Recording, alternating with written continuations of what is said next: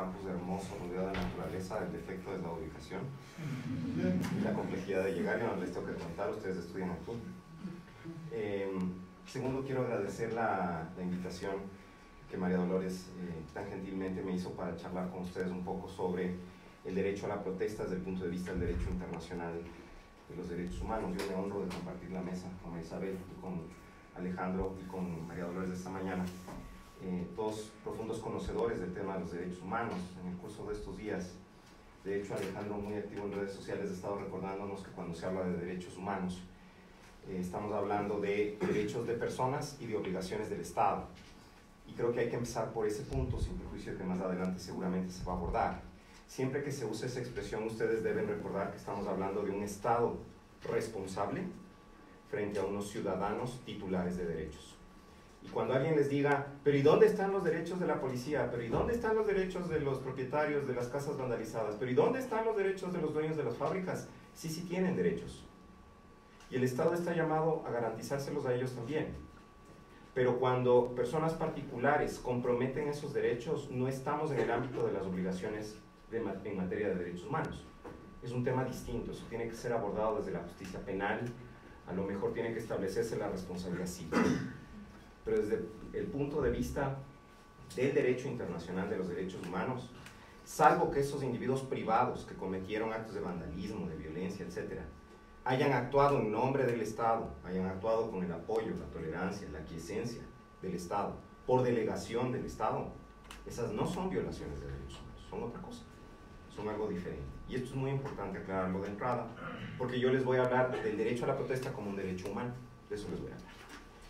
Y para empezar esta conversación creo que es necesario hablar de la naturaleza del derecho a la protesta, porque cuando ustedes miran los instrumentos de personas, es una derivación bien interpretativa de un principio emergente del derecho internacional de los derechos humanos que reconoce el derecho a la protesta.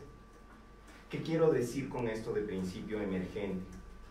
Cuando existen nuevas reglas jurídicas, ¿sí?, en el ámbito de los derechos humanos, a las que llegamos por vía de una lectura que se llama interpretación evolutiva de los derechos, ¿sí?, y no tenemos un texto normativo que recoge ese derecho, no significa que el derecho no exista. Les voy a poner dos ejemplos muy claros de este tipo de situaciones. Hoy se plantea de manera irrefutable la existencia de un derecho a la verdad frente al cometimiento de graves violaciones a los derechos humanos.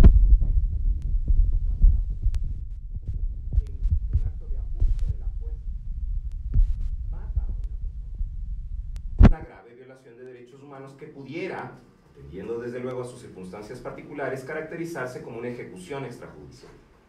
Frente a esa ejecución extrajudicial, los familiares de esa persona, la sociedad entera, tenemos el derecho de conocer las circunstancias en que el evento ocurrió, de conocer las particularidades del evento en sí mismo y sus efectos, de conocer la verdad. Pero si ustedes miran los textos de los tratados de derechos humanos, no van a encontrar un derecho a la verdad. ¿Cómo se ha llegado a la conclusión de que el derecho a la verdad existe? Por vía interpretativa, a partir del contenido del derecho a la libertad de expresión en su dimensión de buscar información y de acceder a información. A partir de una interpretación evolutiva del alcance de la tutela judicial efectiva y el derecho a las garantías mínimas del debido proceso, que incluyen, entre otras cosas, posibilidad de acceder a las autoridades de justicia para la determinación de los derechos propios y en ese sentido el conocimiento. Algunos que siempre han odiado los derechos humanos pero que ahora leen los tratados de derechos humanos justamente para hacerse de un argumento para contradecir los derechos humanos, están diciendo pero en los tratados internacionales eso sería absolutamente irrelevante porque el artículo 66 numeral 13 de la Constitución, al establecer los derechos de asociación y de reunión, además establece el derecho a manifestarse libremente. Ahí está el derecho a la protesta. Pero más allá de que tengamos un texto expreso en el ordenamiento jurídico interno, la verdad es que en el plano del derecho internacional sí hay un derecho a protestar. ¿Cuáles son los componentes del derecho a la protesta? En primer lugar, el derecho a la protesta nos autoriza a utilizar cualquier medio para transmitir nuestro pensamiento propio en la medida en que sea un mecanismo pacífico. Esto es una dimensión propia del derecho a la libertad de expresión. La Corte Interamericana de Derechos Humanos, cuando decidió su primer caso contencioso en relación con el tema de la libertad de expresión, que es el caso conocido como el caso de la última tentación de Cristo, Olmedo Bustos y otros contra Chile, dijo que la libertad de expresión no se agota en el reconocimiento teórico de un derecho a hablar o escribir, sino que comprende además inseparablemente el derecho a utilizar cualquier medio apropiado para difundir el pensamiento y hacerlo llegar al mayor número de destinatarios. Y esto perfectamente puede significar hacer un plantón o marchar. Es una forma de expresarse. En igual sentido, la misma Corte Interamericana, al referirse a esta cuestión de la libertad de expresión, en su primera decisión en que analizó tal derecho, que es una opinión consultiva dictada en el año 1985, dijo que la libertad de expresión se inserta en el orden público primario y radical de la democracia, que no es concebible. La democracia no es concebible sin un debate libre y sin que la disidencia tenga pleno derecho de manifestarse. Manifestarse. Segunda dimensión. El derecho a la protesta nos permite organizarnos para buscar la realización de fines lícitos comunes. Y esto es un aspecto de la libertad de asociación, otro derecho humano protegido de manera expresa en las normas del derecho internacional. La Corte Interamericana, en una decisión respecto del Estado peruano, el caso Huilcatexe contra Perú, al referirse a la libertad de asociación dijo: las personas tienen no solo el derecho y la libertad de asociarse libremente con otras, sin la intervención de las autoridades públicas que limiten o entorpezcan el ejercicio del respectivo derecho, lo que representa, por lo tanto, un derecho de cada individuo. Pero además gozan del derecho y la libertad de buscar la realización común de un fin lícito, sin presiones o intromisiones que puedan alterar o desnaturalizar su finalidad. De manera común puede buscarse la realización de fines lícitos y para ese propósito podemos asociarnos. Y hay un tercer componente del derecho a la protesta, que es la posibilidad de congregarse con fines pacíficos, lo que es una dimensión del derecho a la libertad de reunión, también expresamente protegido por las normas del derecho internacional. Al respecto, el mismo Tribunal Interamericano, en una sentencia dictada respecto del Estado brasilero, el caso Escher y otros contra Brasil, la libertad de asociación no implica necesariamente la creación o participación en una entidad u organización, sino la capacidad de manifestarse en una reunión esporádica o congregarse para perseguir los más diversos fines, siempre y cuando estos fines sean lícitos. En consecuencia, a partir de la interpretación de estas dimensiones particulares de esos tres derechos a los que yo he hecho referencia, podemos concluir que efectivamente el derecho internacional protege el derecho a la protesta. Ahora bien, ¿cuál era la médula de lo que se me había pedido que aborde? ¿Cuál es el alcance de ese derecho? Yo no quiero usar la expresión límites, es una expresión fea. ¿Cuál es el alcance de ese derecho? Por supuesto, y fíjense que en lo que les planteé, de manera recurrente había esta mención a la licitud de la actividad de protesta y al carácter pacífico de la actividad de protesta. Que no se confunda, la lucha social no es un equivalente a realizar actos de violencia extrema que ocasionen lesiones, muertes o daños. Eso ya está fuera de lo que se puede considerar lucha social. Si la protesta se torna violenta, como fue el caso de los eventos ocurridos durante la primera quincena de este mes en nuestro país, cuando la protesta se torna violenta, cuando enerva los derechos de otras personas, de grupos, de organizaciones, se puede justificar la imposición de restricciones al ejercicio del derecho a la protesta. Sin embargo, también desde el punto de vista del derecho internacional, la restricción a un derecho solamente podrá considerarse válida cuando se verifiquen una serie de requisitos. El primero de ellos es que los criterios de restricción deben estar establecidos de manera anticipada en la ley. ¿Cómo se va a restringir? Debe decirse en la ley. ¿Por qué se va a restringir? Debe decirse en la ley. De manera anticipada para que no tome por sorpresa a nadie. La restricción tiene que ser legal. Segundo, la restricción debe perseguir una finalidad colectiva que sea compatible con los derechos humanos. Desde luego, la preservación de la seguridad ciudadana y el orden público es una finalidad compatible con los derechos humanos y en ese sentido una protesta violenta puede ser legítimamente restringida. El segundo elemento es la legitimidad.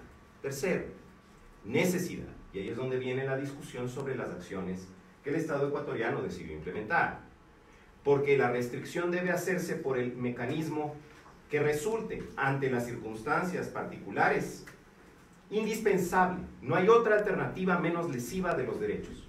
Entonces hay que usar esa alternativa porque caso contrario el resultado negativo de la no restricción del derecho se va a producir. Y ahí es donde yo creo que no necesariamente el requisito de necesidad se verificó en todos los supuestos.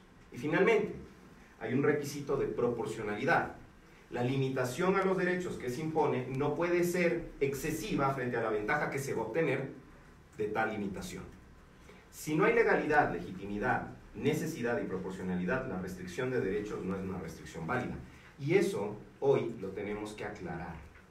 No hoy en este momento, sino ahora, después de los eventos, parte de nuestro proceso reconciliatorio tiene que ser analizar la situación con cabeza fría en la iniciativa de la Defensoría del Pueblo para instalar una especie de mesa de verdad o comisión de investigación, y me parece loable, donde ojalá el rol protagónico no lo tenga nadie que sea una entidad del Estado, con todo el respeto a la Defensoría del Pueblo, sino la ciudadanía.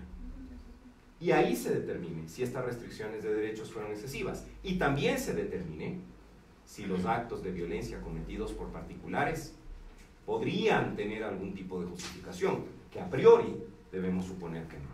Solo para cerrar el tema.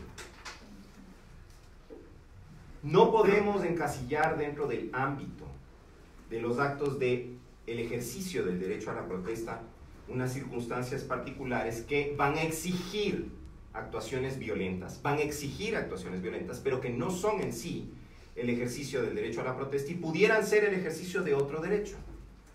Pensemos, por ejemplo, en la reacción que tiene el pueblo cuando hay grupos que tratan de tomar por la fuerza el control de las instituciones democráticas. Eso más bien corresponde a algo que nosotros en nuestro sistema jurídico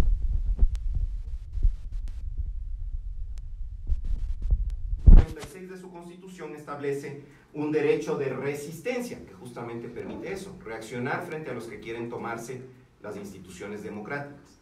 Y esto desde luego, pudiera ser el ejercicio de un derecho humano, pero esto no es derecho a la protesta, estamos recurriendo a medios violentos. La protesta está protegida como derecho si es pacífica y lícita. Segunda situación, cuando los ciudadanos se rebelan en contra del soberano que se ha apartado de su mandato legítimo y se convierte en un opresor. Ahí hay un derecho a la rebelión, hay un derecho a la revolución, que es una dimensión específica del derecho de autodeterminación de los pueblos, que es un derecho humano de titularidad individual y ejercicio colectivo. Eso no es derecho a la protesta, y claro que en esas circunstancias puede haber un recurso a la violencia. Y finalmente, tampoco es derecho a la protesta cuando el pueblo, en forma pacífica, se rehúsa a acatar las decisiones ilegítimas de la autoridad pública o de los particulares y asume las consecuencias de ese desacato como un símbolo de reivindicación de un derecho en particular. Eso es lo que regla el artículo 98 de nuestra Constitución, que se llama derecho a la resistencia. El derecho a la resistencia es otra cosa en realidad. Eso se conoce jurídicamente como desobediencia civil, así se llama, y eso no es derecho a la protesta. Entonces, quienes invocan el 98 de la Constitución para justificar las acciones violentas que se ejecutaron durante la primera quincena de octubre están totalmente equivocados. En suma, el tiempo ha sido cortito. Hay una protección internacional del derecho a la protesta, más allá de que no haya un texto específico en un tratado internacional que consagre el derecho a la protesta en términos expresos. ¿Por qué? Porque hay libertad de asociación, hay libertad de reunión y hay libertad de expresión, y dimensiones de esos derechos garantizan la posibilidad de protestar. Segundo, la protesta no tiene la posibilidad de represión en la medida en que se mantenga en un ámbito de licitud y en un carácter pacífico, pero una vez que sale de ese carácter, sí puede usarse la fuerza para reprimirla. Hay situaciones en que se ejecutará la violencia que no son constitutivas de un ejercicio del derecho a la protesta, pero pueden ser constitutivas del ejercicio de otro derecho humano, y hay situaciones que directamente son delincuenciales, frente a las cuales el Estado tiene todo el derecho de utilizar su facultad política. nada más por el momento. Muchas gracias.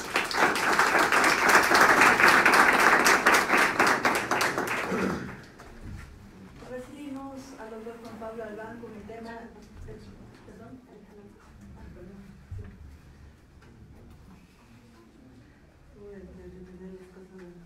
Recibimos al doctor Alejandro Ponce Villasís con el tema garantías del derecho de debido proceso para personas detenidas en el contexto de manifestaciones públicas. Permítame leer una pequeña bio sobre el doctor. Es doctor en jurisprudencia por la Pontificia Universidad Católica del Ecuador, máster en International Legal Studies en Washington College Law American University. Fue docente de San Francisco, es abogado litigante con más casos ganados ante la Corte IDH en el Ecuador. Muchas gracias, doctor. Gracias. Es un gusto tener a apreciados amigos que vuelvo a ver a Juan Pablo luego de estos algunos años. Ha sido un gusto y por supuesto, amiga y fue brillante estudiante mía hace un tiempo. Y al hablar de esto me coloca en un tema de tiempo. Muchos de ustedes, la mayoría de ustedes, no habrán nacido para la época en la que tuvimos el gobierno de Don Félix Cordero. Otros ya en ese punto estábamos en la universidad a concluir al menos su mandato. Y al haber vivido estos hechos de estos últimos días, de esta primera quincena, me recordó un hecho que fue para mí personalmente importante, y es el ocurrido el 31 de mayo de 1988. Muy pocos recordarán esto, tal vez los que me han visto en alguna publicación que realicé. Y fue el ataque que se realizó a la Escuela Politécnica Nacional, sin mayor justificación en ese día, en el que miembros de las Fuerzas Armadas atacaron con armas de fuego a la universidad. Si mal no recuerdo, ese día no existió ningún muerto. Pero los estudiantes que éramos vecinos salimos a protestar como estudiantes de la Católica, de las pocas cosas que tal vez hicimos en esa época. Probablemente Juan Pablo no salió ahí en esa, cuando él fue estudiante. Nosotros salimos y la reacción de la policía fue bombas lacrimógenas, nos hicieron entrar nuevamente a la universidad, más bombas lacrimógenas dentro de la universidad y se acabó el asunto. La Politécnica no hubo muertos.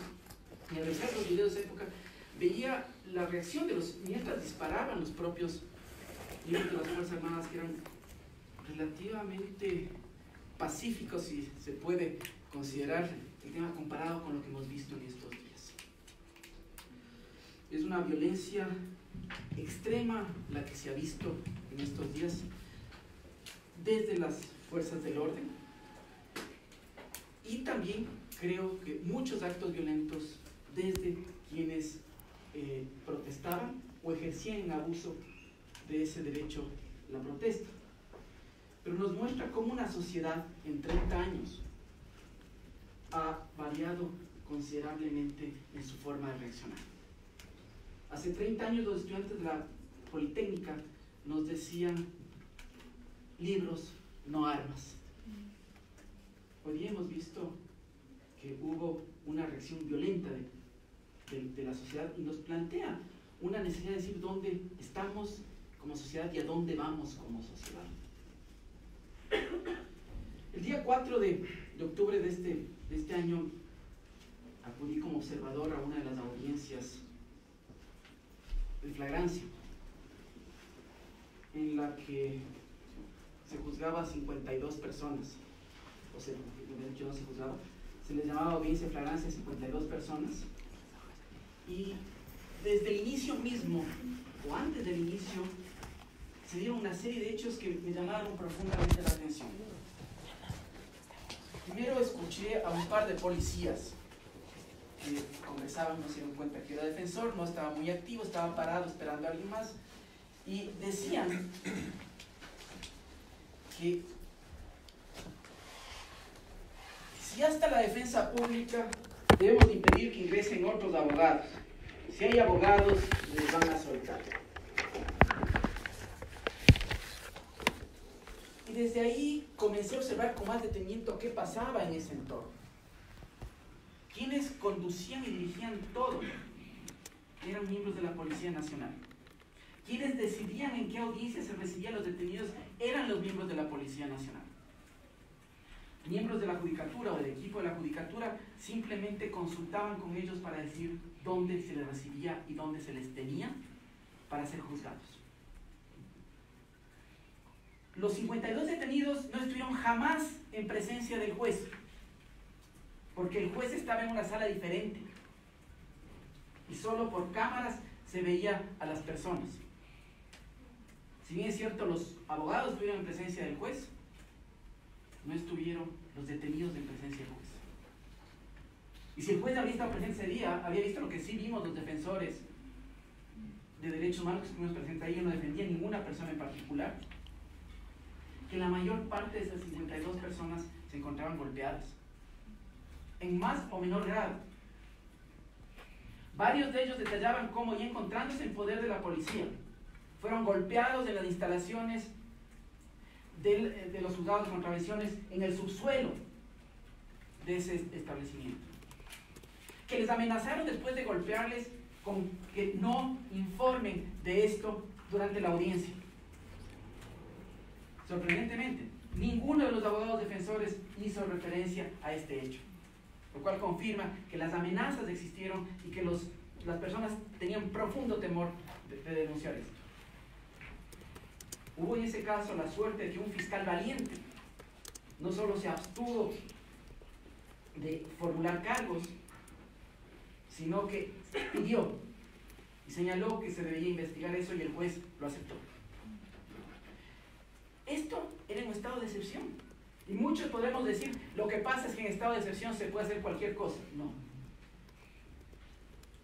Nosotros tenemos que distinguir que cuando entramos en un estado de excepción existen dos opciones: que el estado de excepción sea un estado de excepción de jure o sea un estado de excepción de facto. Creo que en buena parte nosotros vivimos un estado de excepción de facto, porque se restringieron y se derogaron derechos durante estos días. Como ha señalado Juan Pablo, las obligaciones que tiene el Estado de la perspectiva internacional se da en relación a cada una de las personas. Y a eso es a lo que nos referimos. Si se cometen delitos, si se cometen infracciones, por graves que éstas sean, y así lo ha sostenido la Corte, inclusive en el caso de Fermín Ramírez contra Guatemala, es el Estado el que debe respetar a estas personas, aún por grave que sea el delito. Y eso nos da garantía a la sociedad, porque nos permite acceder a la verdad. Nosotros, si aceptamos la tortura, por ejemplo, como mecanismo de investigación, lo más probable es que logremos que un detenido sea condenado siendo inocente y el responsable del delito permanezca impune. El cumplimiento de estas garantías son el derecho fundamental para la verdad de la sociedad. En el Ecuador vimos que la Corte Constitucional aceptó y calificó como lícita la suspensión de ciertos derechos, pero en ningún caso pudo haber ordenado, y de hecho no lo hizo, el aceptar que se suspenda el derecho al debido proceso o el derecho a las garantías judiciales. En el Ecuador tuvimos suspensión de estas garantías. ¿Por qué razón? En los primeros días, estamos hablando entre el 3, 4 y 5 de octubre, no se recibían recursos o acciones de habeas corpus. No fue sino hasta que en las redes sociales se comenzó a señalar que no se recibían estas acciones que se abrió una ventanilla para recibir estas acciones de habeas corpus en un principio. Posteriormente se planteó que no se estaban recibiendo acciones de protección ni acciones de medidas cautelares. Y nuevamente se comenzaron a recibir, y una medida que pareció tremendamente importante en estos días fue rechazada de manera inmediata por parte de los jueces cuando se pedía que no se utilicen armas letales. De alguna manera, en ese caso, le solicitaron que den un criterio parte de esa acción que contenía una reacción. Pero, ¿cuál es el Estado dentro del derecho internacional? La Corte Interamericana, en dos opiniones consultivas ya de hace 30 años, de más de 30 años, de la opinión consultiva 8 y 9, nos señala con claridad que no se pueden suspender las garantías judiciales. Y si bien es cierto que en esas dos opinión se refiere al derecho a la acción de habeas corpus y a la acción de amparo, la acción de protección. Y aún en el estado de excepción, no es menos cierto que existen otras garantías que están estrechamente vinculadas y que se encuentran desarrolladas también dentro de la misma jurisprudencia y que está relacionado con el derecho a las garantías judiciales o las garantías del debido proceso garantizadas en el artículo 8 de la Convención Americana sobre Derechos Humanos. Esto es, que toda persona tiene derecho a ser oída por un juez independiente e imparcial, que tiene derecho a que este juez independiente e imparcial resuelva conforme a derecho, y que una persona, entre otras cosas, cuando es detenida sea llevada ante el juez. Y la Corte ya le dijo al Ecuador que esto de ser llevado ante el juez, en el caso Tibi, no significa una cuestión meramente formal, sino que significa llevarle físicamente. Y cuando tenemos casos en que las personas no están llevadas físicamente porque están en la sala de al lado, se ha violado el derecho a las garantías judiciales y se ha violado el artículo 27 porque se ha suspendido de facto un derecho que no es suspendido.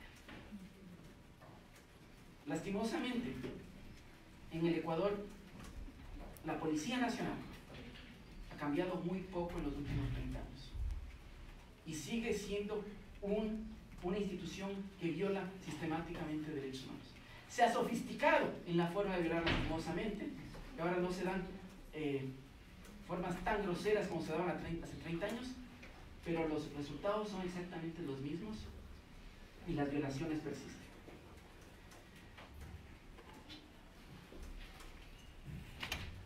Si queremos nosotros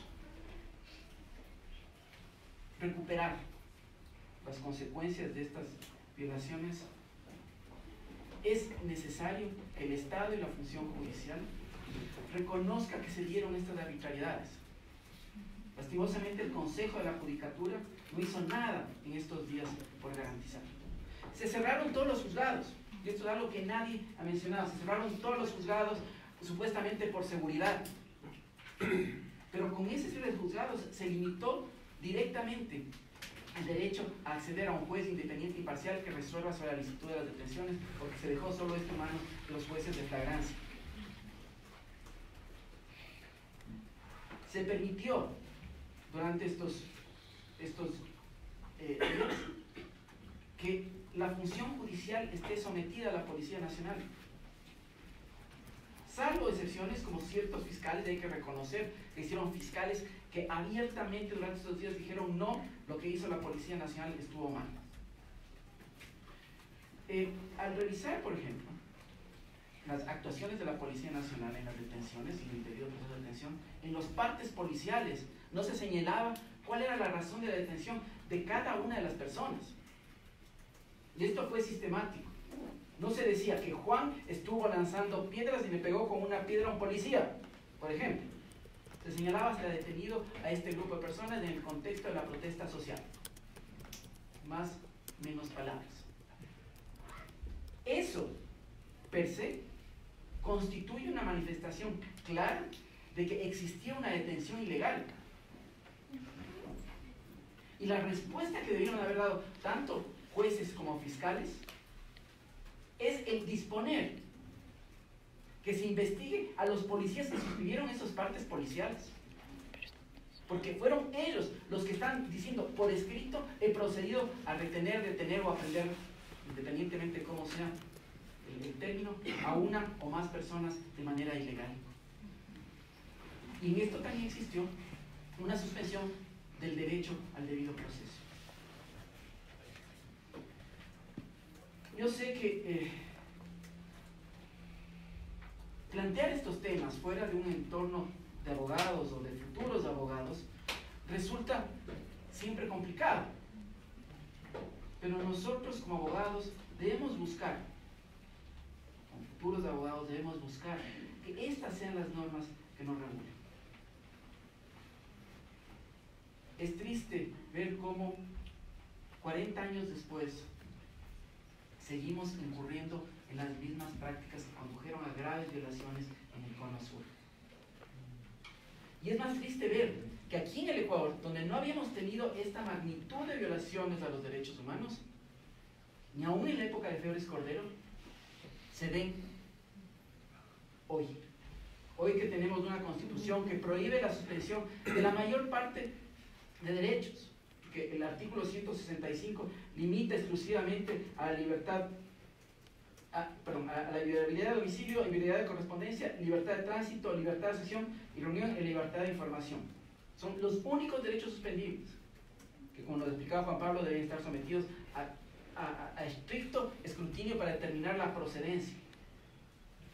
Aquí suspendemos cualquier derecho, hemos suspendido cualquier derecho, y además olvidándonos de lo que ya nos dijo la Corte Interamericana al Ecuador, precisamente en el caso Zambrano Vélez, cuando nos dice que inclusive el uso de la declaratoria de estado de excepción, o de emergencia, como se llama en aquella época, con suspensión de derechos, no se puede dar de manera indiscriminada, ni puede darse bajo el argumento de que existe un contexto de violencia nacional y continental, un contexto de alarmante inseguridad, incremento de la violencia y alarma ciudadana. Eso es lo que nos dijo la Corte. Algo sucedido en el año 1992, septiembre del año 92, en el gobierno del presidente Durán Ballén. Hoy día seguimos insistiendo como Estado para tomar este tipo de medidas y lastimosamente es muy probable, no un futuro inmediato, pero probablemente aquí unos 20 años como funciona el sistema, tendremos resoluciones en contra del Estado por lo que sucede. Claro, así, bueno, de aquí a 20 años no nos pasa nada, ahí nos libraron nosotros los problemas, ¿no? El problema es que estamos sembrando y tolerando como sociedad la existencia de violaciones a los derechos humanos en el entorno del debido proceso, amparados en el estado de excepción. Y creo, y tengo que decirlo, creo que mis muy queridos amigos de la Corte Constitucional debieron haber sido más estrictos al momento de adoptar su decisión. Entiendo también que existen una serie de limitaciones internas dentro de la propia Corte que no habría permitido que se den todas estas decisiones de la forma más adecuada, pero esperemos, corrijamos, y va a estar en manos de ustedes. En manos de ustedes va a estar que en el futuro estos hechos no se repitan y que como abogados no teman en decir no al abuso del poder. Ahí está la esencia de nosotros como abogados. Sobre todo, decía un buen amigo mío, decía, la libertad es libre. Y inclusive para delinquir necesitamos ser libres. Cuando nos privan de ese derecho de ser libres, nos están privando de todos los derechos de manera simultánea. Gracias.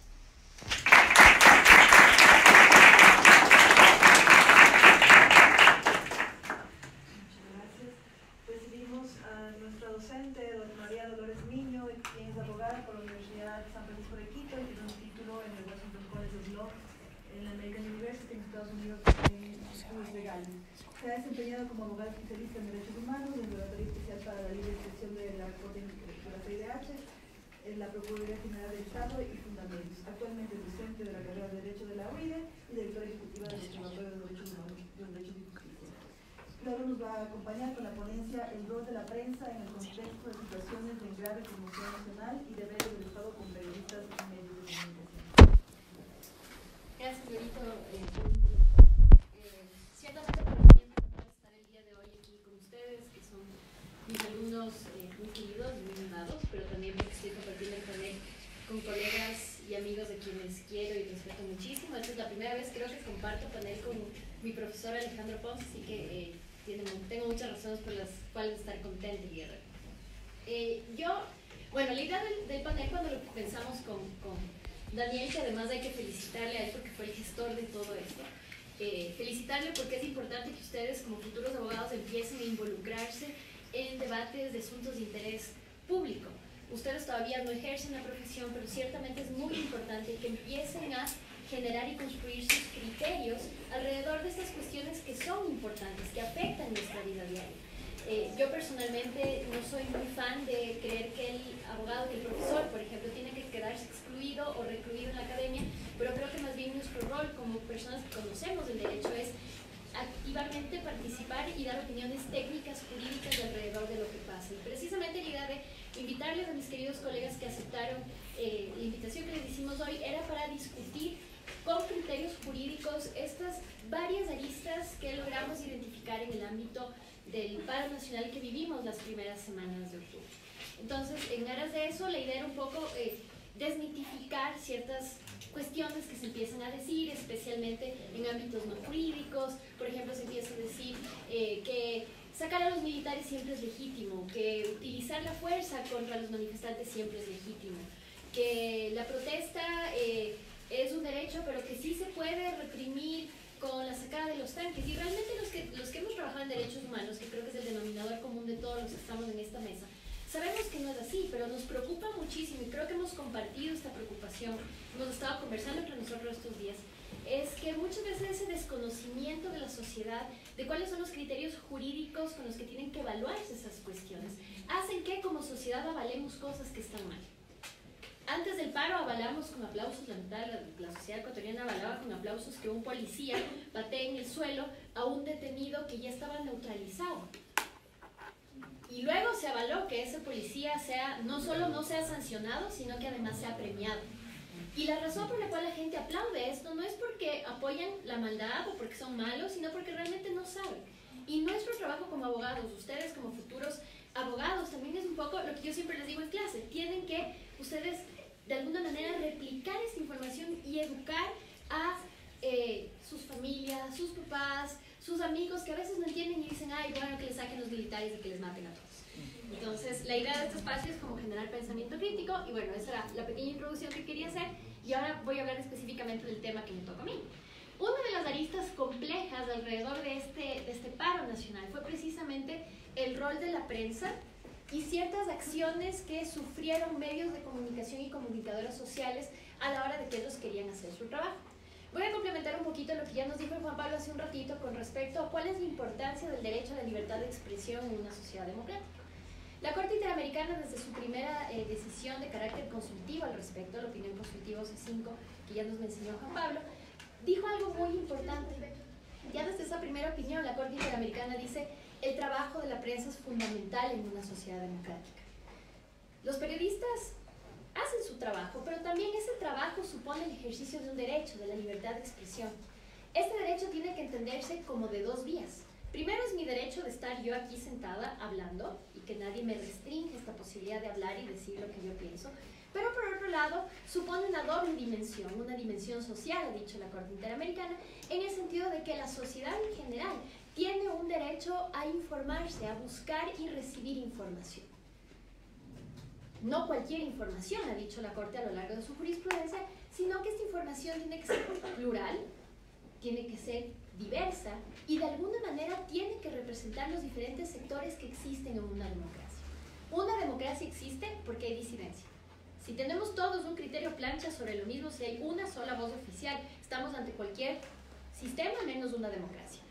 Entonces los medios de comunicación de alguna manera habilitan este debate plural, diverso que tiene que haber, y su rol, si ya es fundamental en una democracia en épocas normales, es especialmente importante en contextos como el que vivimos hace un par de semanas, en contextos donde muchos fundamentos del Estado democrático, muchos derechos están en juego, y nosotros como ciudadanos necesitamos saber qué está pasando. Entonces, yo voy a hablar de dos cosas el día de hoy. Lo primero es, ¿cuál es el rol de los medios de comunicación en un contexto de grave conmoción social como la que vivimos, por un lado? Y por otro lado, también quiero hablar de cuáles son las obligaciones que tiene el Estado con respecto a periodistas y medios de comunicación. Voy a empezar con lo primero para que no digan que soy sesgada y que solo les vivo defendiendo a los periodistas. Que sí es cierto, yo trabajé en la relatoría y yo trabajé en Fundamedios, entonces sí tengo mi corazoncito volcado hacia allá. Pero más allá de eso es la defensa que nosotros hacemos a los periodistas y a los medios de comunicación y a su derecho, trabajo de informar, es porque la información que nosotros recibimos de ellos nos ayuda a formar nuestro criterio. Si nosotros tenemos información de diversos lados, podemos oír, en este contexto a propósito fue muy importante el trabajo de los medios digitales y comunitarios, los medios no convencionales. Porque, por ejemplo, plataformas como Wambra Radio o GK, que son digitales y además no son mainstream, digamos así, reportaban cosas que los medios tradicionales no reportaban. Y hay un problema cuando los medios tradicionales no reportan absolutamente todo lo que está pasando, que creo que fue uno de los reclamos de una gran parte de la ciudadanía con respecto al trabajo de los canales de siempre, los canales tradicionales. Se les acusa de no haber informado todo lo que estaba pasando, y yo desafortunadamente tengo que estar de acuerdo con ese criterio, porque si efectivamente ustedes iban y prendían la tele, parecía como que no estaba pasando nada. Y tan crítica era la situación que cuando estaban quemando Teleamazonas, cuando estaban incendiando el camioncito de Teleamazonas, uno ponía Teleamazonas y estaban dando Doraemon. O sea, y en otro canal en el 8 se pasaron dando Dragon Ball Z. Entonces, si es que yo fuera una persona que lo único que tengo es mi televisión para informarme, no me enteraba que había paro. Sí les podía dar un resumen de así como todas las 10 temporadas de Dragon Ball Z y lo que pasó con Doraemon me sabía de memoria, pero no hubiera sabido qué es lo que estaba pasando en el contexto de algo tan grave como un paro nacional. Y este paro era grave porque es la primera vez en 10 años que creo que tenemos un riesgo tan grave para la democracia. Mi generación es la generación que creo que nos acostumbramos a votar presidentes cada año. Para nosotros ya era como súper común, ya otra vez salieron los indígenas, los taxistas. Qué hermoso, no va a haber clases de una semana. Yo les contaba a mis alumnos que en uno de los paros yo no di mi examen de química y gracias a eso me gradué del colegio, porque si no probablemente no llegaba hasta acá. Pero ustedes no están acostumbrados a eso. La generación de ustedes nunca ha visto votar un presidente, por ejemplo. Ustedes no saben lo que es eso. Y era súper importante, sobre todo para la generación de ustedes, entender lo que estaba pasando, porque ustedes no saben qué mismo se puede o no se puede hacer en el contexto de este paro. Teníamos medios tradicionales que no reportaban todo lo que estaba pasando. Especialmente no reportaban sobre los posibles abusos que en el uso abusivo de la fuerza pública, perdón la redundancia, se cometía desde la policía y desde las autoridades. ¿Por qué es importante que nosotros sepamos esto? Porque nosotros ciudadanos, todos nosotros, somos entes de fiscalización del poder público. Nosotros tenemos que estar vigilando que la ministra María Paula Roma no despliegue los tanques, que si despliega los tanques o como sin intención de ella hay un policía que se excede, tenemos que estar chequeando, ¿le va a sancionar o no le va a sancionar? Si es que hay excesos por parte de terceros, ¿también les van a sancionar o no les van a sancionar? Nosotros somos una suerte de policía, entre comillas, de la función pública. Pero ¿cómo ejercemos nuestro trabajo de fiscalización si no tenemos información de lo que está pasando? No sabíamos, por suerte, la innovación de este paro, al menos para mí, la innovación del paro fue que hay Twitter. Gracias a Dios que hay Twitter, porque de ahí nos enterábamos de todo. De ahí nos íbamos enterando todo lo que les han contado mis colegas en la tarde de hoy. Que habían abusos policiales, que había uso excesivo de la fuerza pública, que no se respetaban las garantías del debido proceso. Si nosotros contábamos exclusivamente con los medios tradicionales, no nos enterábamos de nada. Y entonces ahí sí hay que ser críticos, más allá de que tenemos que defender el derecho a la libertad de expresión de los medios de comunicación en el sentido de que estos tienen derecho a mantener líneas editoriales propias. ¿Qué quiere decir esto? Que yo puedo tener, pensemos en el caso de Estados Unidos, el canal Fox, que es evidentemente conservador, tiene derecho a ser conservador, o otro canal que puede ser un poco más hacia lo demócrata. No está mal tener líneas editoriales. Tampoco le podemos decir a un medio de comunicación qué informar, porque ahí estamos incurriendo en una restricción ilegítima del derecho de este medio a informar lo que quiere, que ese es, creo que, el núcleo del ejercicio de la libertad de expresión. Pero tampoco podemos olvidar, los medios no pueden olvidar, su rol fundamental de la democracia, que como les dije, la Corte Interamericana ha dicho desde su primera decisión al respecto, no son cualquier cosa los medios de comunicación. Los medios de comunicación nos ayudan a saber lo que están haciendo las autoridades, nos ayudan a cometer posibles excesos y a partir de eso nos permiten a nosotros ciudadanos promover nuestra opinión pública. Eso no es un tema menor. Y cuando tú tienes medios de comunicación que mientras están botando gases en la Católica o en la Salesiana están pasando Doraemon, tenemos que cuestionarles a estos medios si realmente están asumiendo con responsabilidad su rol de informar. No les podemos sancionar porque esa sería una restricción ilegítima, pero yo creo que la mejor, más que sanciones, de carácter administrativo o penal que están completamente desproporcionales, el mejor castigo que nosotros podemos hacer como un medio que es irresponsable es simplemente dejar de verlo. Porque al final los medios viven de los ratings. Y si estos medios nos fallaron a nosotros como ciudadanía, que yo sí creo que nos fallaron como ciudadanía, al momento de dotarnos de la información que nosotros necesitamos, el mejor castigo es no los veamos, no consumamos. Consumamos los medios que sí informan adecuadamente. Ahora, también que había sesgos de lado y lado, los medios comunitarios, los medios digitales, también incurrieron presentaciones sesgadas, si ustedes quieren, de las situaciones, también es cierto. Y como tengo poquito tiempo, me voy a ir a la segunda parte de mi exposición, que es cuáles son las obligaciones que tiene el Estado con respecto a medios de comunicación y periodistas. Si partimos del hecho de que la libertad de expresión es un derecho, asumimos también que el Estado tiene obligaciones con todos quienes ejercen este derecho. A mis alumnos de Constitucional y de Sistemas ya les tengo hartos con esto, pero las dos obligaciones generales del Estado ya saben cuáles son: respetar y garantizar. La garantía supone especialmente que el Estado tiene que adecuar todo su aparataje para que podamos nosotros ejercer suficientemente bien estos derechos. ¿Qué pasa en un contexto de paro nacional? Un medio responsable no puede dejar de cubrir lo que pasa en un paro nacional. Está haciendo su trabajo. Pero ¿qué pasa si el contexto de ese paro nacional supone que la cobertura va a ser riesgosa para el periodista? ¿Puede el periodista realmente hacer su trabajo en esas condiciones? Y la respuesta es claramente no. Una de las cosas que a mí más me preocupó durante esas jornadas de protesta es que hubieron 131 agresiones a periodistas y medios de comunicación. 131, reporta la organización Fundamedios. ¿Qué quiere decir esto?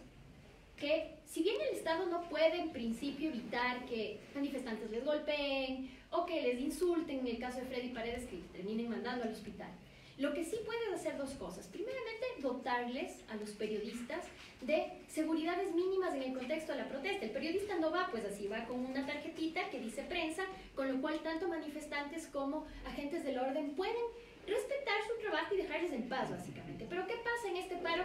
Primero, que los manifestantes les agreden.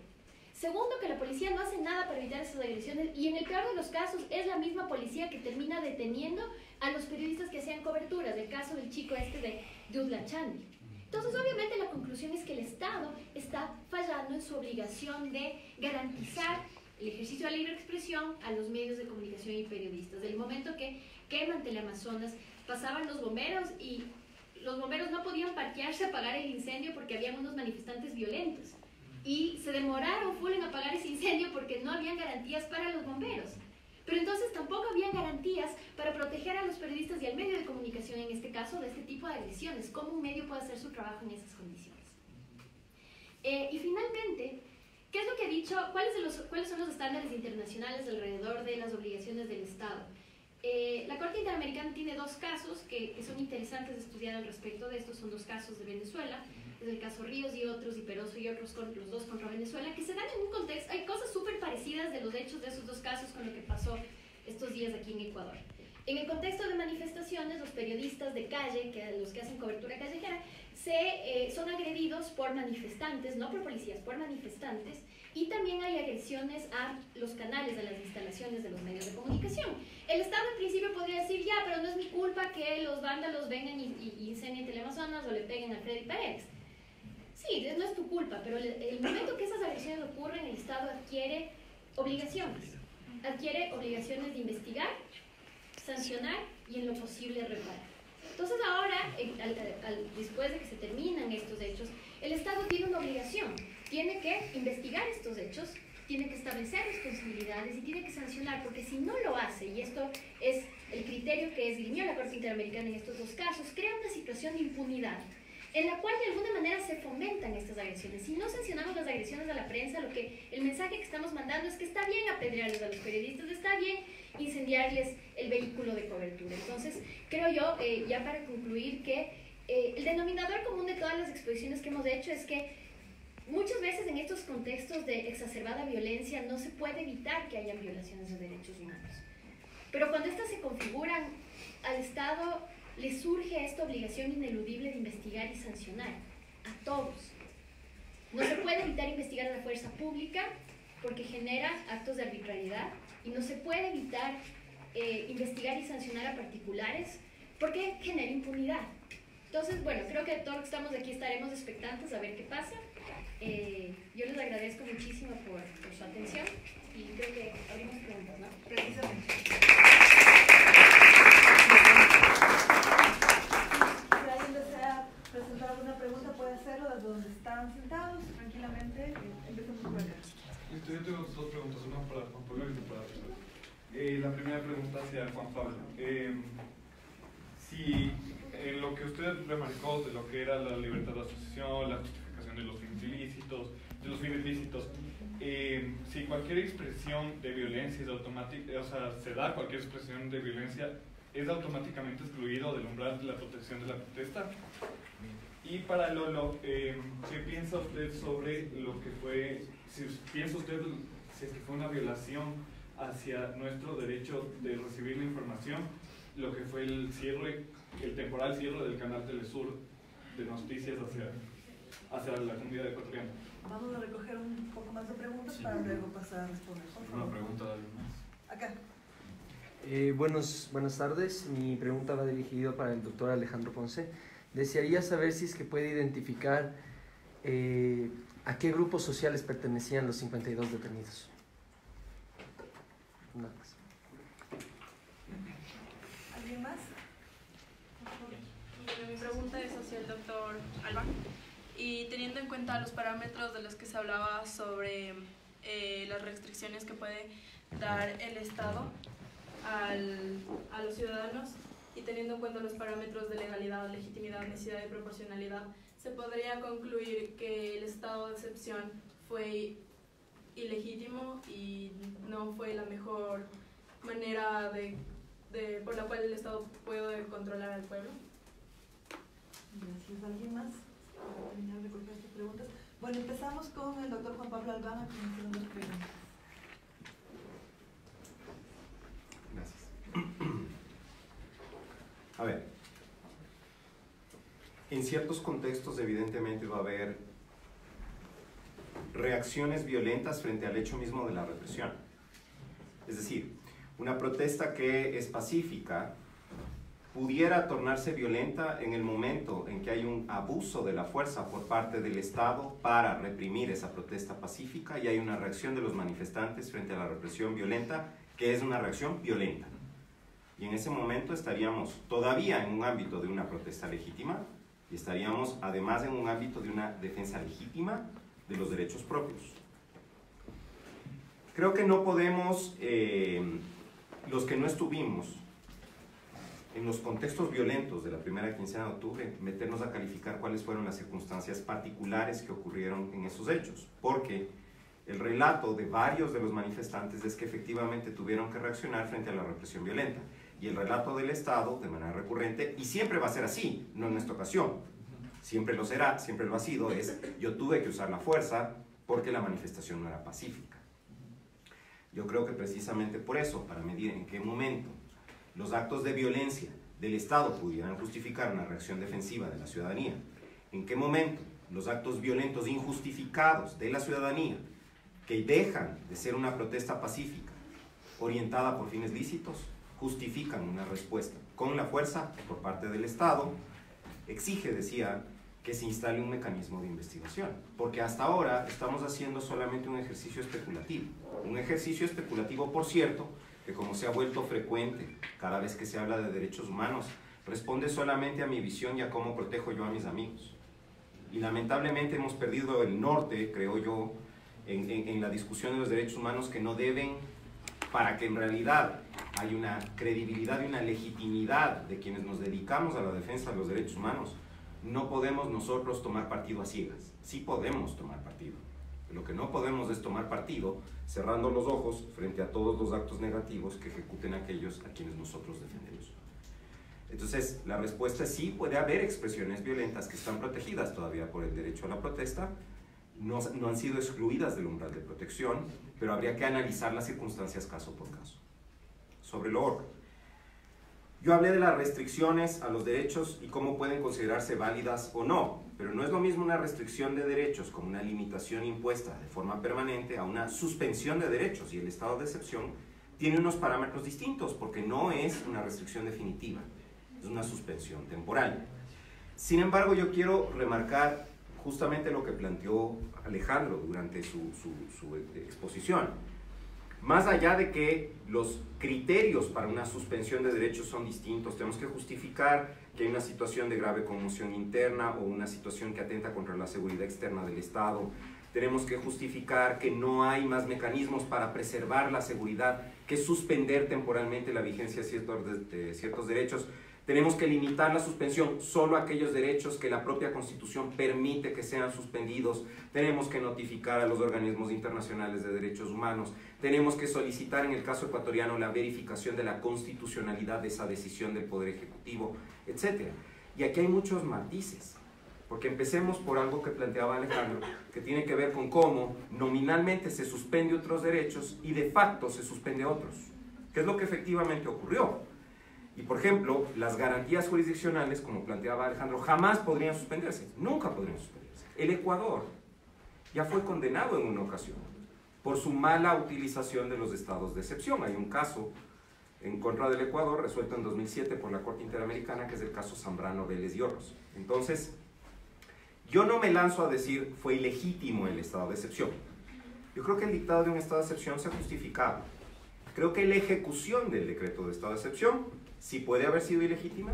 Creo que la Corte Constitucional, en un acuerdo político, frente a la potencialidad de que la cosa se desplome, en un sentido o en otro, que hubo una división interna que yo no puedo contarles, pero tuve el privilegio de conocer. Entonces, la Corte Constitucional llegó a un compromiso político. Y eso es ilegítimo porque ese es un órgano especializado de control constitucional que no debería estar haciendo cálculo político. Y ahí están, queridos amigos míos, pero tengo que decirlo así. Eso es ilegítimo.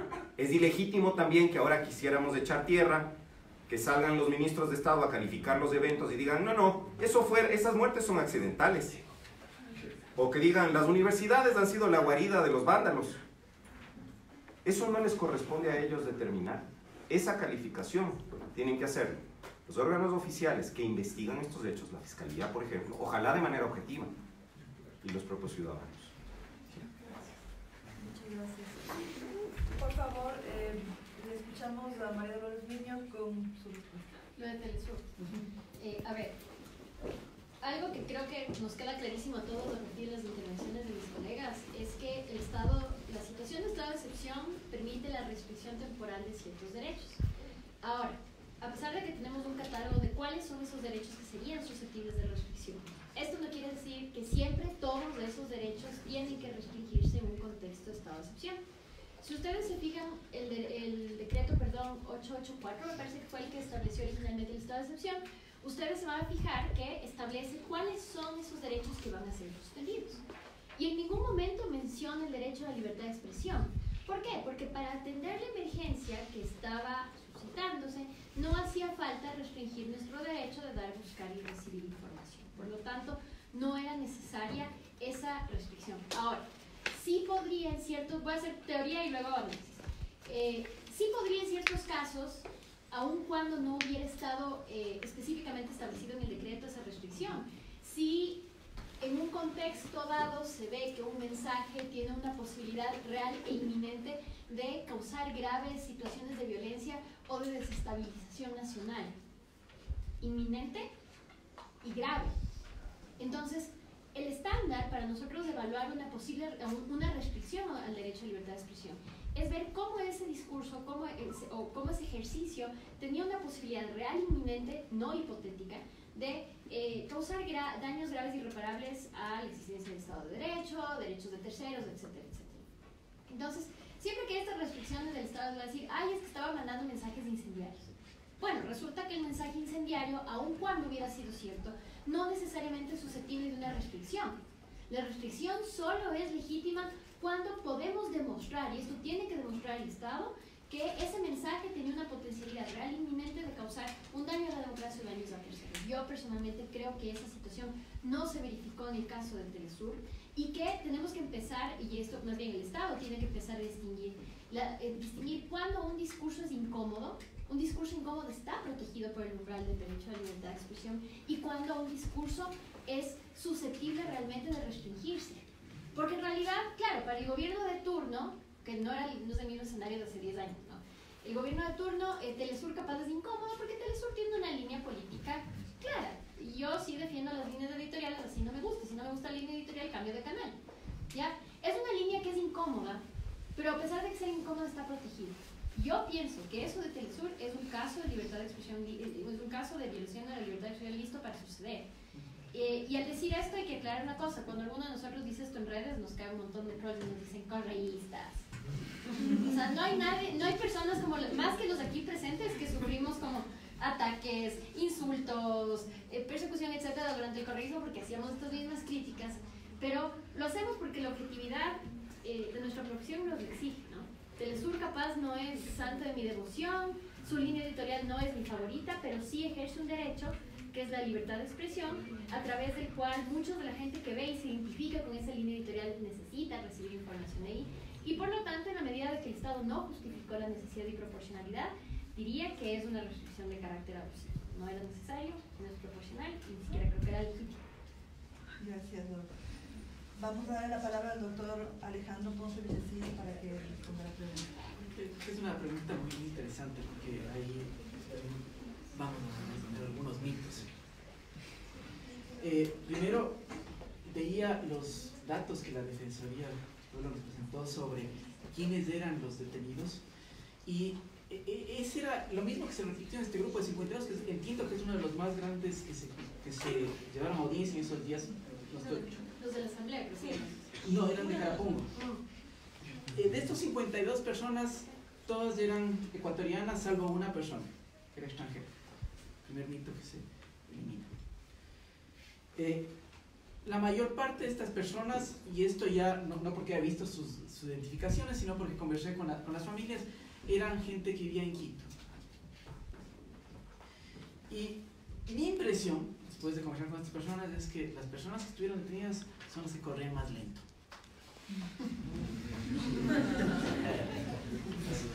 Es decir, no tenía nada que ver. Yo creo que una buena parte de lo que oí, conversé con estos, una persona que estaban protestando siquiera, si no eran los típicos curiosos que no hemos faltado nosotros en estos eventos. Y las 52 personas fueron llevadas a esta audiencia de flagrancia, no por lo que nosotros hemos visto en los medios del tema del saqueo, el daño a la propiedad privada, sino por el delito de ataque y resistencia, que a mi modo de ver tiene serios problemas a la luz de derechos humanos, no solo constitucionales, sino a la luz del derecho internacional, porque estaríamos muy cerca de aquello que el sistema interamericano ha calificado como los delitos de sacar. No pertenecían, yo creo que tal vez pude conversar aquí de experiencia personal, no creo que pertenecían al movimiento indígena, puede que haya habido indígenas de ahí, pero era absolutamente atípico a aquello que nosotros veíamos en los medios o en las redes de que nos decían de los saqueos. Creo por eso que la policía simplemente tenía que justificar que algo estaba haciendo, que estaba deteniendo personas, pero sin que hayan cumplido con ningún estándar necesario para que se cumpla.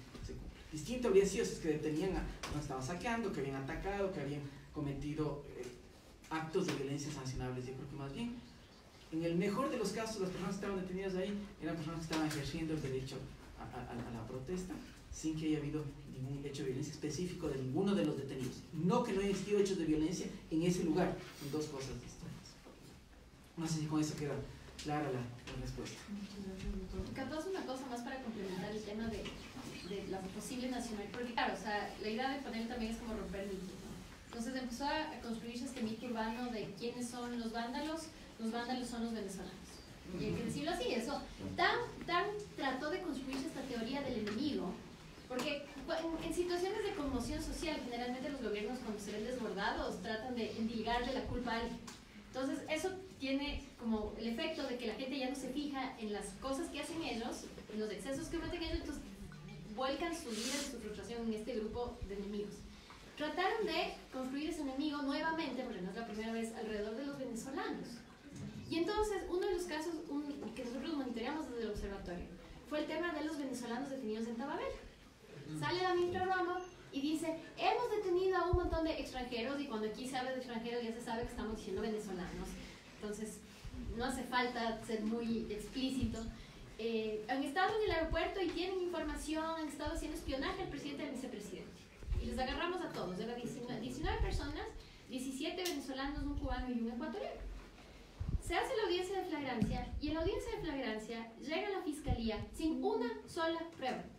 Para esto, el observatorio juntamente con Acción Jurídica Popular habíamos ya estado llamándoles a las familias y todo, y resulta que la mayoría de estos, los 17, sí eran venezolanos, pero eran conductores de Uber. Si ustedes utilizan Uber sabrán que hay un número considerable de venezolanos. Estos venezolanos, conductores de Uber, estaban en el parqueadero del aeropuerto esperando su carrera, jugando 40 con el ecuatoriano. Nos reíamos con eso porque les detienen y en el parte policial la razón de la detención es la actitud sospechosa. Entonces mi pregunta es, ¿qué es actitud sospechosa? Porque capaz es que yo les veo así en clases a mis alumnos, así medio chorreados, capaz digo, está en actitud sospechosa y le pongo 0. ¿Qué es actitud sospechosa? Imagínense un parte policial que detiene un solo parte policial por 17 personas, actitud sospechosa. ¿Qué es eso? Bueno, en todo caso, si es que hay sospechas de que pueden ser personas peligrosas, toca investigar. Llega la fiscalía no trae una sola prueba a una audiencia de flagrancia. Los primeros 15, el juez les libera inmediatamente porque no se califica la flagrancia, salen libres y se quedan 4. La fiscalía dice, por favor puede hacer diferimiento de la audiencia una horita porque tengo un video, buenazo, un video que les va a demostrar todo esto. Ya traigo el video. No trajo la primera audiencia, tenía que haber traído, no trajo, bueno, ya denles una hora para que traigan el video. Regresaron sin el video. Esa es una gran pregunta. Entonces, también decían que tenían fotos y cuando uno de los abogados defensores de las 4 personas que quedaban todavía que no se habían declarado en libertad, le dice, pero bueno, ¿dónde están las fotos que tanto dice? Y el fiscal dice, no sé, estaban ahí por en el expediente. Entonces, hay un problema grave cuando en estos contextos donde la gente está nerviosa, donde la gente tiene miedo, donde la gente necesita culparle de sus problemas a alguien más, se construyen estos escenarios de xenofobia donde tratamos de endilgarles todo al enemigo, en este caso los venezolanos. Y tenemos una policía y una función judicial irresponsable que detuvo a 15 inocentes sin una sola prueba más allá de estar parqueados jugando 40. Entonces tendrán cuidado porque hay unas fiestas de Quito, entonces no se van a jugar 40 y llevan presos. Entonces también eso es cómo exacerba este sentimiento que se construye de xenofobia que nosotros hemos venido trabajando ya bastante tiempo y que fue súper palpable durante el paso. Entonces eso de que salió de que tenían la agenda presidencial era falso. ¿Sabe qué tenían? Como estos señores hacían carrera desde el aeropuerto hasta Quito. Entonces están ahí en una parte donde ellos veían el avión presidencial cuando llega y cuando va. Entonces lo que hicieron fue, cuando le vieron a Lenin bajándose del avión, le tomaron una foto y luego aparentemente pasó ahí cerca de ellos y se tomaron una foto abrazados con él. Y yo vi la foto. Esta era la información confidencial sobre los viajes del presidente. La prueba irrefutable del congelo. Entonces no es cierto. Entonces por eso yo les digo, siempre tenemos que...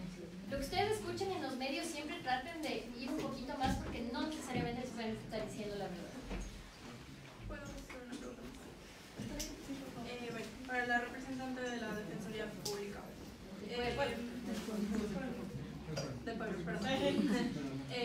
¿Hay algún dato preciso o que se acerque a las personas indígenas que estuvieron detenidas en estas detenciones masivas y después que recibieron sentencia?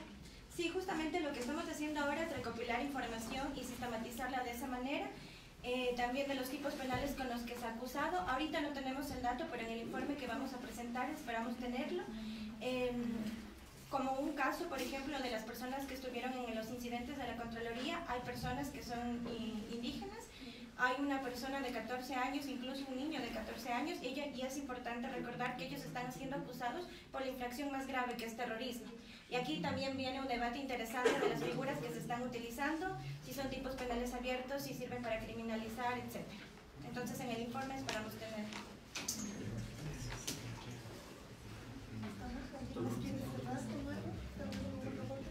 Pues con eso damos por concluido este debate, recordando la importancia de que ustedes estén presentes en el debate de manera activa y sobre todo que tengamos los ojos y los oídos bien abiertos para captar estos momentos importantes, decisorios en el país. Muchas gracias a todos.